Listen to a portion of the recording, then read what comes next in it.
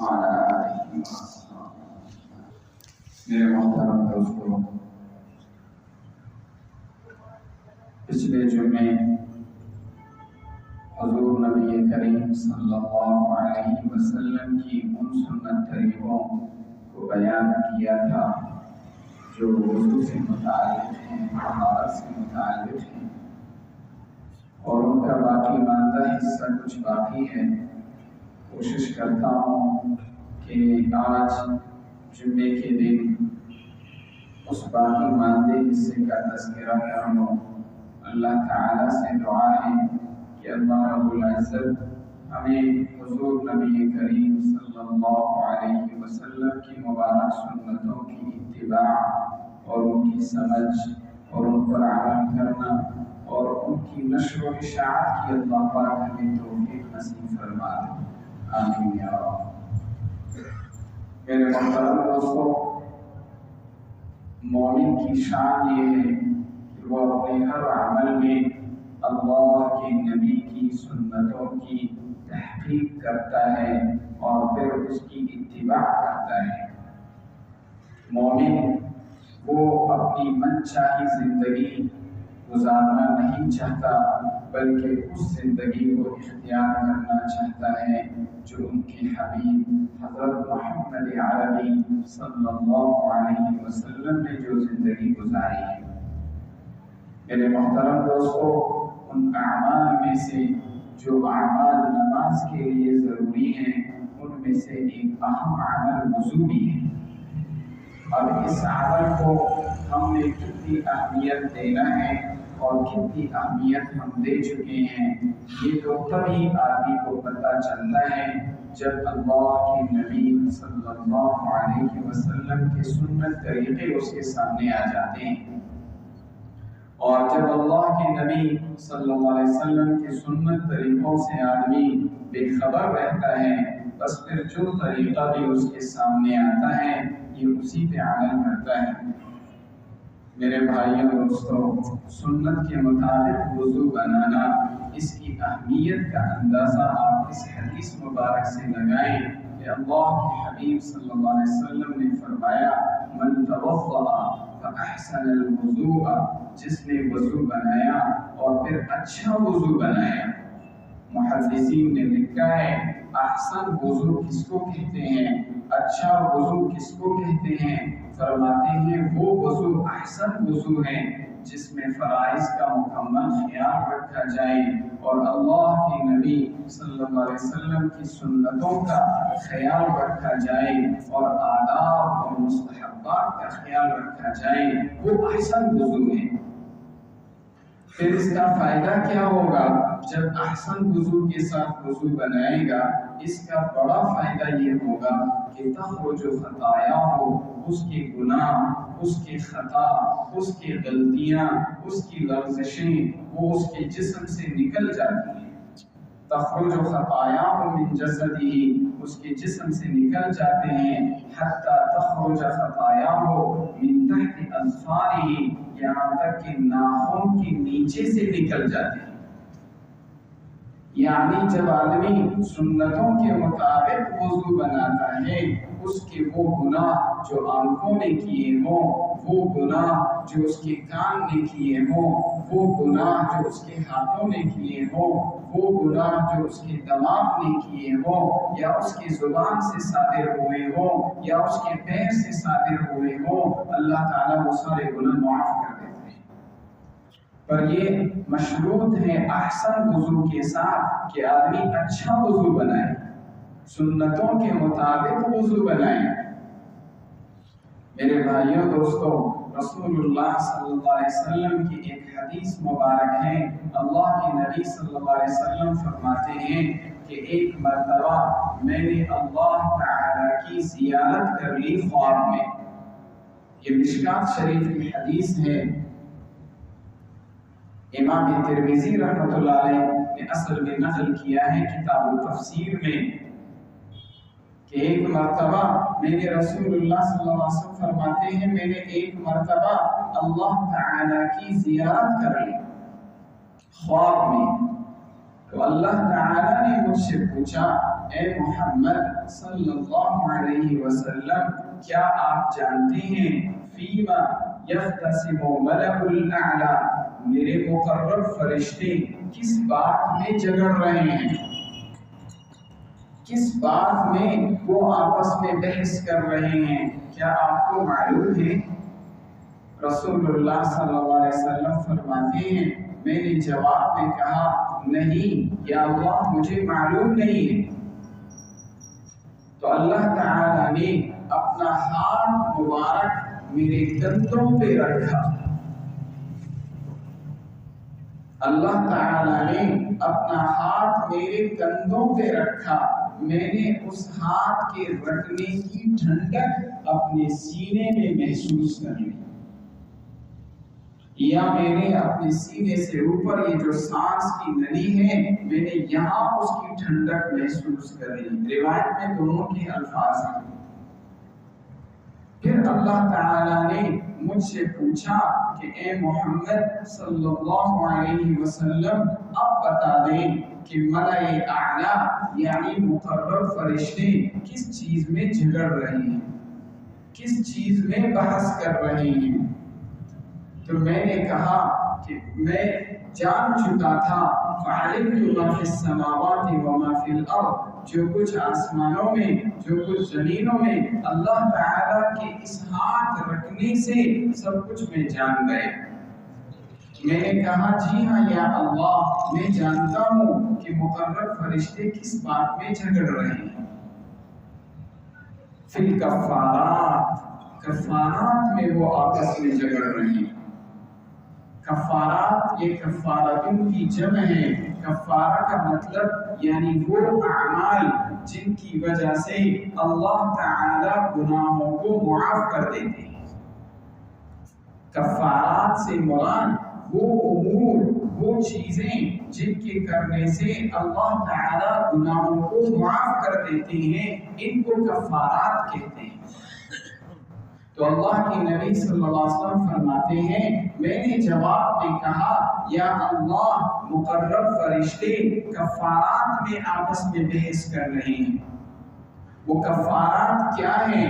3 چیزیں ہیں میرے محترم دوستو، حدیث شریف میں جس کا ذکر آیا ہے۔ المکث فی المساجد بعد الصلوات، یہ پہلی چیز ہے کہ اللہ کے نبی صلی اللہ علیہ وسلم فرماتے ہیں کہ نماز کے بعد فوراً نہ اٹھنا، فوراً مسجد نہ چھوڑنا، بلکہ کچھ دیر تک مسجد میں ٹھہرے رہنا۔ المکث فی المساجد بعد الصلوات یہ کفارہ ہے، اس کی وجہ سے اللہ تعالی اس مومن کے گناہوں کو بخش دیتے ہیں، معاف کر دیتے ہیں۔ المکث فی المساجد بعد الصلوات، اور والمشي علی الاقدام الى الجماعات، اور اپنے پاؤں پر چل کر جانا جماعت کی نماز کے لیے، یہ بھی کفارات میں سے ہے۔ ایک تو ایک آدمی معذور ہوتا ہے، وہ گاڑی میں آتا ہے یا موٹر سائیکل پہ ان کو لایا جاتا ہے، وہ الگ بات ہے، لیکن اگر ایک آدمی پاؤں پہ چل کر مسجد تک جا سکتا ہے، اس کے لیے چاہیے کہ اس حدیث مبارک کو اپنے ذہن میں رکھ لے کہ وہ المشی علی الاقدام، اپنے پاؤں پہ چل کر الی الجماعات، جماعت کی نماز کے لیے چلے جانا، یہ بھی کفارات میں سے ہے۔ اس کی وجہ سے اللہ تعالیٰ اس مومن کے گناہوں کو معاف کر دیتے ہیں۔ اور تیسری چیز، اللہ کے نبی صلی اللہ علیہ وسلم نے فرمایا کہ مجھے جو اللہ تعالیٰ نے جو علم دیا وہ کیا ہے؟ اسباغ الوضوء فی المکارہ، کہ تکلیف کے باوجود، مشقت کے باوجود اور تنگی کے باوجود وہ پھر بھی وضو کو مکمل آداب اور سنتوں کے ساتھ کرتا ہے، یہ بھی کفارات میں سے ہے۔ اسباغ الوضوء، نماز وضو کو مکمل کر دینا، فی المکارہ، مشقت کے باوجود۔ مثلا مشقت جیسے آج کل موسم ٹھنڈا ہوتا چلا جا رہا ہے تو وضو بنانا آدمی کے لیے باعث مشقت ہو جاتا ہے، تکلیف کا ذریعہ ہوتا ہے۔ تو مشقت محسوس کرنے کے باوجود وضو کو سنتوں کے مطابق ادا کر لینا یہ کفارات میں سے ہے۔ اسی طرح سے ایک مریض ہے، بیمار ہے، وہ ٹھنڈا پانی یعنی گرم پانی بھی اگر اس کے جسم کو لگتا ہے، اس کو تکلیف ہوتی ہے، تو تکلیف محسوس کرنے کے باوجود پھر بھی وہ وضو کی سنتوں کو پورا بجا لاتا ہے، آداب کے ساتھ وضو کو کرتا ہے، یہ بھی کفارات میں سے ہے۔ اس کے ذریعے اللہ تعالی گناہوں کو معاف کر دیتا ہے۔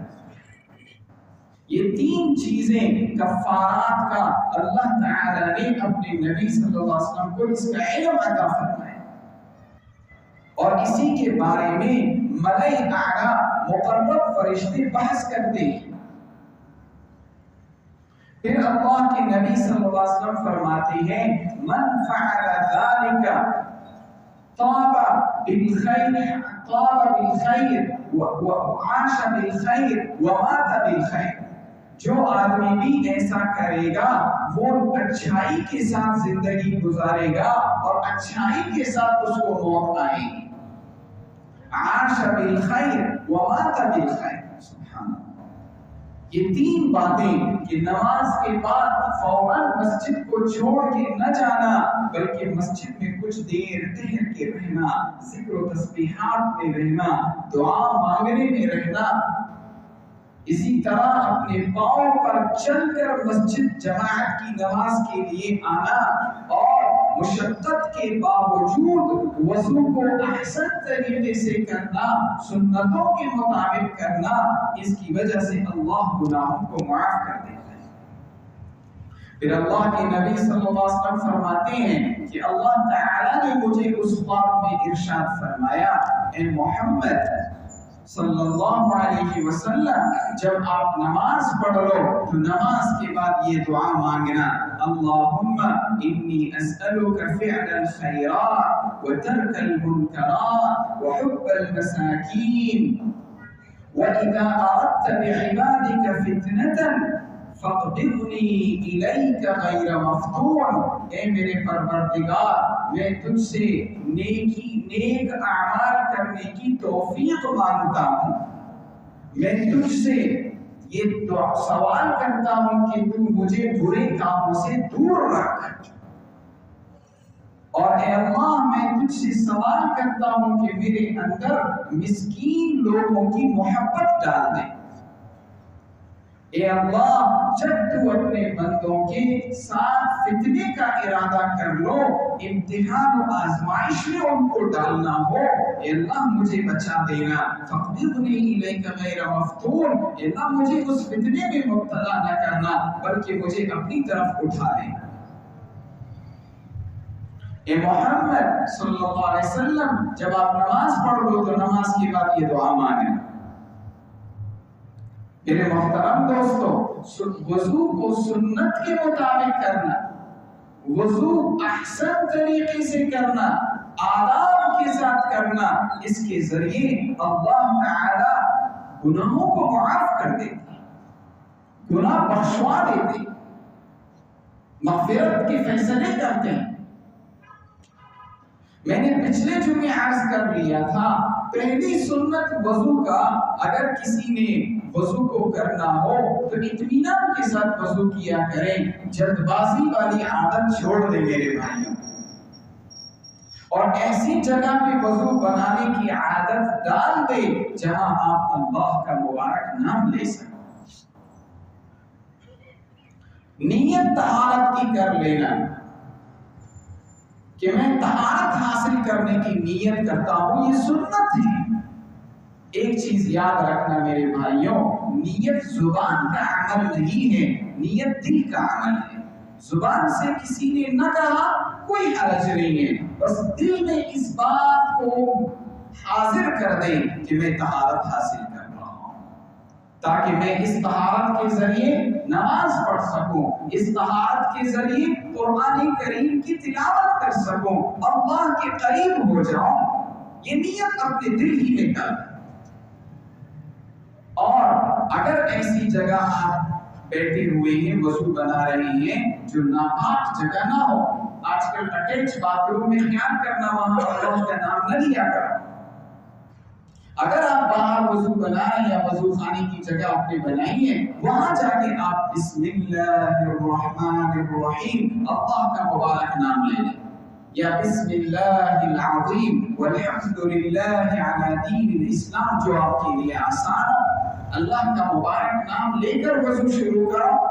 فائدہ پچھلے جمعے عرض کر چکا ہوں کہ اس مبارک نام کو لینے سے آپ جب وضو شروع کریں گے، بظاہر آپ 4 اعضاء کو دھو رہے ہیں، حقیقت میں اللہ اس ذکر کی برکت سے آپ کے پورے جسم کو پاک صاف کر دیتے ہیں۔ یہ حدیث شریف میں آتا ہے۔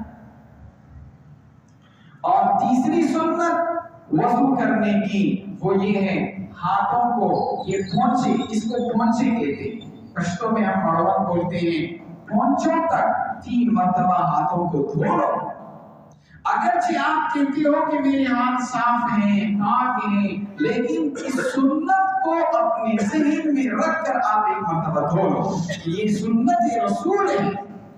اللہ کے حبیب صلی اللہ علیہ وسلم نے وضو سے پہلے آپ صلی اللہ علیہ وسلم نے اپنے دونوں ہاتھوں کو 3 مرتبہ دھویا ہے۔ باقاعدہ احادیث مبارکہ میں اس سنت کا ذکر ہے۔ اور اس کے بعد جب آپ نے جس عضو کو بھی دھونا ہو 3 مرتبہ دھونے کا اہتمام کیا کرو۔ میرے بھائیوں، اللہ کے نبی صلی اللہ علیہ وسلم نے 1 مرتبہ بھی سارے اعضاء کو دھویا ہے، 1 مرتبہ، 2 مرتبہ بھی دھویا ہے۔ علماء نے لکھا ہے وہ سنت نہیں ہے، وہ جواز کو بیان کرنے کے لیے بھی جائز ہے۔ اگر آدمی 1 بار دھو لے جائز ہے، 2 بار دھو لے جائز ہے۔ البتہ سنت کیا ہے؟ سنت یہ ہے کہ ہر عضو کو 3 مرتبہ دھو لے۔ رسول اللہ صلی اللہ علیہ وسلم نے فرمایا ہے، ھذا وضوئی ووضوء الانبیاء قبلی، یہ میرا وضو ہے اور مجھ سے پہلے انبیاء کا وضو بھی یہی ہے، یعنی 3 مرتبہ اعضاء کو دھو لینا۔ حضرت عثمان ابن عفان رضی اللہ تعالی عنہ ایک برتن منگواتے ہیں کہ اس میں پانی لے آؤ۔ پانی جب لے آیا تو حضرت عثمان نے اپنے دونوں ہاتھوں کو دھویا اور ہر عضو کو 3 مرتبہ دھو کر وضو بنایا، اور پھر آخر میں فرمایا من توضأ، کہ اللہ کے نبی نے فرمایا ہے من توضأ نحو وضوئی ھذا، جو آدمی میرے اس طرح کا وضو بنائے، اس طرح کا وضو بنائے، ہمارا وضو نہیں، سنت والا وضو، اللہ کے نبی صلی اللہ علیہ وسلم والا وضو بنائے، پھر کیا کر لے ثم صلی رکعتین، پھر 2 رکعت نماز پڑھ لے، یعنی تحیۃ الوضو پڑھ لے، لا یحدث فیہما نفسہ، اور ان 2 رکعت نماز میں اپنے ساتھ دنیاوی بات چیت نہ کرے، غفر له ما تقدم من ذنبه، پچھلے سارے گناہ اللہ اس کو معاف کر دیتے ہیں، پچھلے سارے گناہ اللہ اس کو معاف کر دیتے ہیں۔ ایک واقعہ یاد آ رہا ہے، واقعہ سنا دیتا ہوں۔ سید اسماعیل شہید رحمت اللہ علیہ فرماتے ہیں، یہ حدیث مبارک جب میں نے سنی، میں نے وضو بار بار تازہ کیا، بار بار یہ 2 رکعت پڑھی، پھر بھی دنیاوی خیالات، دنیاوی چیزیں میرے ذہن میں آ رہی تھی۔ میں بہت پریشان ہو گیا کہ ایسی نماز میں کیسے پڑھوں گا۔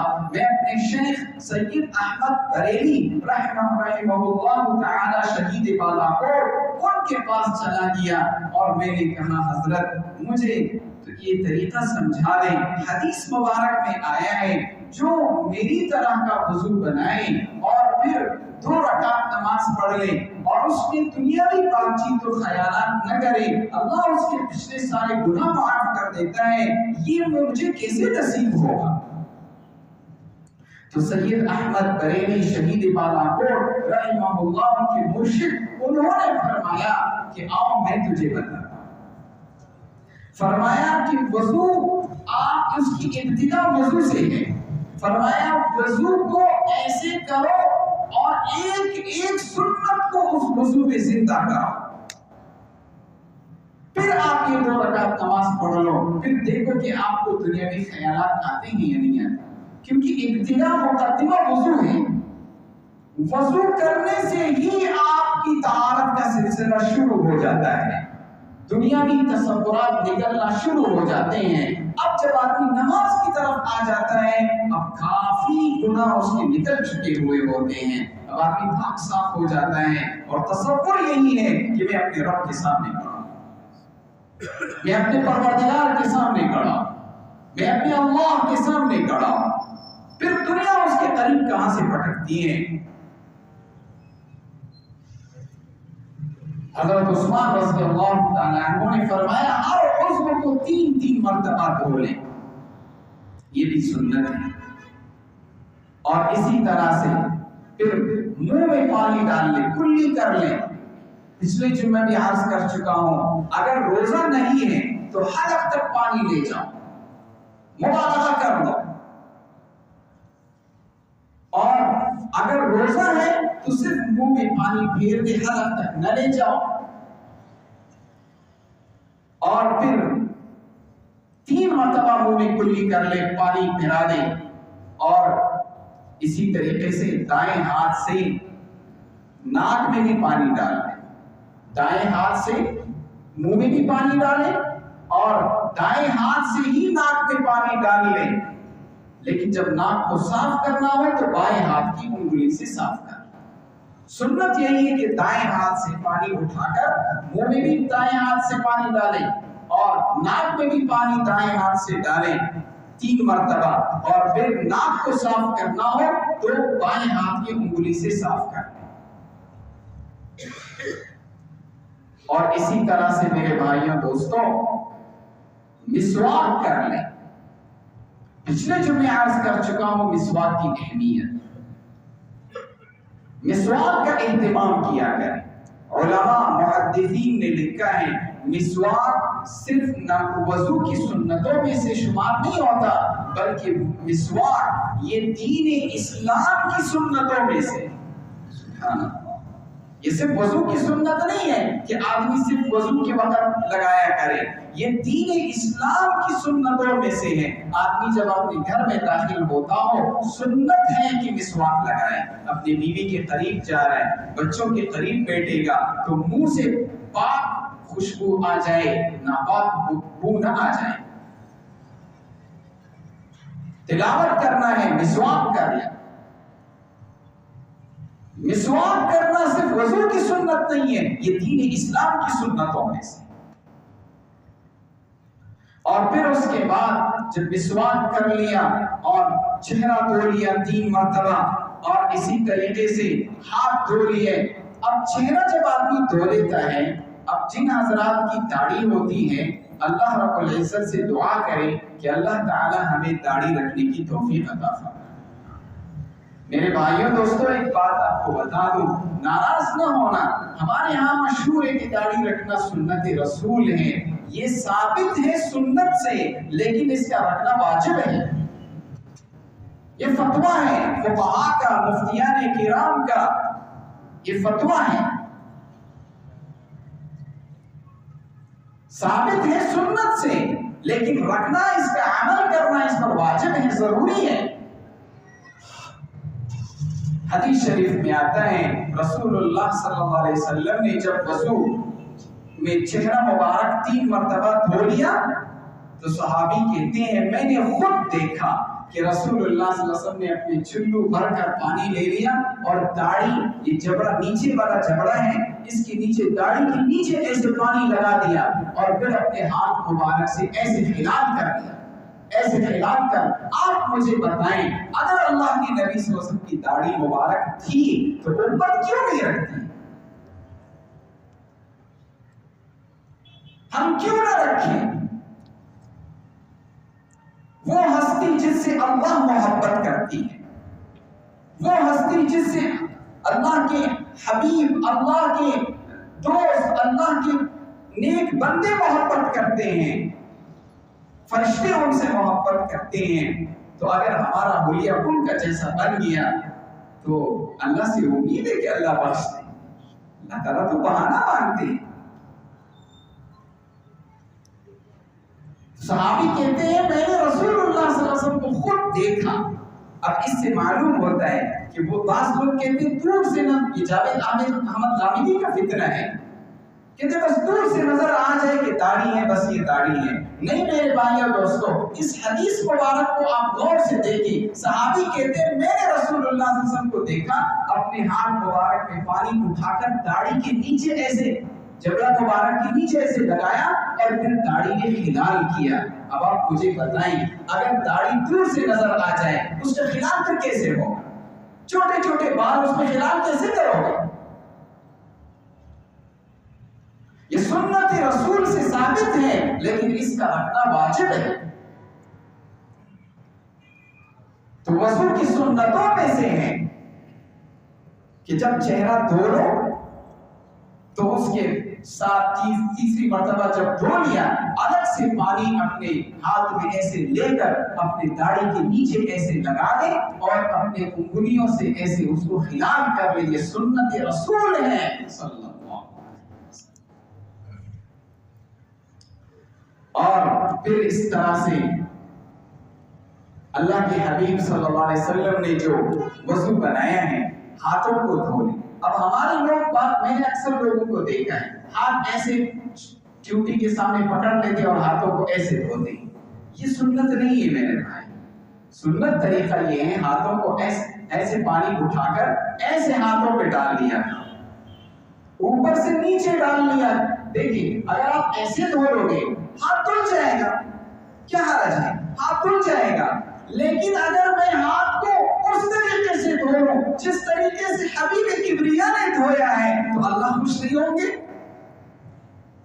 کہ یہ مومن اس کے پاس یہ بھی اختیار ہے کہ ایسے دھو لے، یہ بھی اختیار ہے کہ ایسے دھو لے؟ نہیں، اگر وہ کہتے ہیں میں ایسے دھوں گا، پانی ایسے اٹھا کر میں ایسے اپنے ہاتھ پہ ڈالوں گا جیسے رسول اللہ صلی اللہ علیہ وسلم نے ڈالا ہے، تو اللہ تعالیٰ کتنے خوش ہوں گے۔ یہ سنت ہے۔ اور پھر جو دونوں ہاتھوں کو دھو لیا اس کے بعد دونوں ہاتھوں کی انگلیوں کو خلال کر لو۔ خلال کے کیا مطلب؟ انگلیوں کو ایسے، یہ ہاتھوں کا انگلیاں یوں خلال کیا کریں، فقہا نے لکھا ہے دائیں ہاتھ کی انگلیوں کو یوں ڈال لیں، بائیں ہاتھ کی انگلیوں کو یوں ڈال لیں۔ اس طریقے سے یہ جو بیچ میں جو جوڑ ہوتے ہیں یہ جگہ بعض اوقات خشک رہ جاتے ہیں، خاص کر یہ کوئٹہ کا موسم خشک ہوتا ہے، یہ خشک رہ جاتے ہیں، تو آپ خلال کر لیا کرو انگلیوں کو یوں، تو اس طریقے سے وہ بھی تر ہو جائیں۔ حدیث مبارک میں آتا ہے میرے اور آپ کے پیارے محبوب صلی اللہ علیہ وسلم نے فرمایا خللوا اصابع ایدیکم وارجلکم، اپنے ہاتھوں اور اپنے پاؤں کی انگلیوں میں خلال کیا کرو، ایسا نہ ہو کہ جہنم کی کھیر کے ذریعے تمہارے انگلیوں کے بیچ میں خلال کر دیا جائے۔ یہ حدیث مبارک میں آتا ہے کیونکہ بعض اوقات یہ جگہ خشک رہ جاتی ہیں، جب خشک رہ گئی تو نماز نہیں ہوتی۔ اور پھر سر کا پورا سر کا مسح کر لینا۔ میرے بھائیوں دوستو، حدیث مبارک میں آتا ہے کہ رسول اللہ صلی اللہ علیہ وسلم نے ہاتھوں کو یوں لے گئے، یوں ایسے پیچھے لے گئے ہیں اور پھر یوں لے آئے ہیں۔ صحابہ کہتے ہیں کہ رسول اللہ صلی اللہ علیہ وسلم نے دونوں ہاتھوں کو اقبل بہما و ادبر بہما، ایسے آگے سے ایسے پیچھے لے گئے، پھر پیچھے سے ایسے آگے جہاں سے شروع کیا تھا وہیں پہ لے آئے۔ یہ سنت ہے، پورے سر کا مسح کر لینا۔ اور پھر اسی طریقے سے پاؤں کی انگلیوں کا اور کان کا مسح کر لینا۔ یہ دو انگلیاں رہ جاتی ہیں تو اس طریقے سے یہ جو انگلی ہے اس کے ذریعے بھی چھوٹے چھوٹے سوراخوں میں مسح کر لیں، اور شہادت کی انگلی سے بھی مسح کر لیں، اور یہ انگوٹھے سے اوپر جو کان کے ہیں ان سے اس کا مسح کر لیں۔ یہ سنت ہے۔ دائیں طرف سے شروع کیا کریں، سنت ہے۔ ترتیب کے ساتھ دھو لیا کریں۔ ایک آدمی ہے پہلے پیر دھو لیا، پھر مسح کر لیا، پھر ہاتھ دھو لیے، پھر چہرہ، وضو ہو جائے گا۔ لیکن سنت کا خلاف ہو گیا ہے۔ سنت کیا ہے؟ ترتیب کے ساتھ دھو، پے در پے دھو لو۔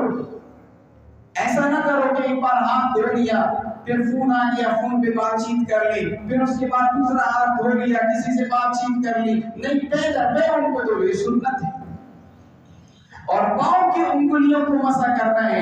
میرے بھائیوں دوستو، رسول اللہ صلی اللہ علیہ وسلم کے بارے میں آتا ہے کہ چنگلی انگلی سے مسح کیا ہے، یہ بائیں ہاتھ کی چنگلی انگلی سے یا دائیں ہاتھ کی چنگلی انگلی سے، ایسے دائیں پیر کی چنگلی انگلی سے شروع کریں، لیکن یوں مسح نہ کریں بلکہ نیچے سے اوپر کی طرف لے آئیں، کیونکہ بعض اوقات نیچے کا جانب خشک رہ جاتا ہے، آپ نیچے کی طرف سے ایسے لے آئیں، وہ جگہ وہ جو خود پتر ہو جاتا ہے۔ یہ سنت کا وضو ہے۔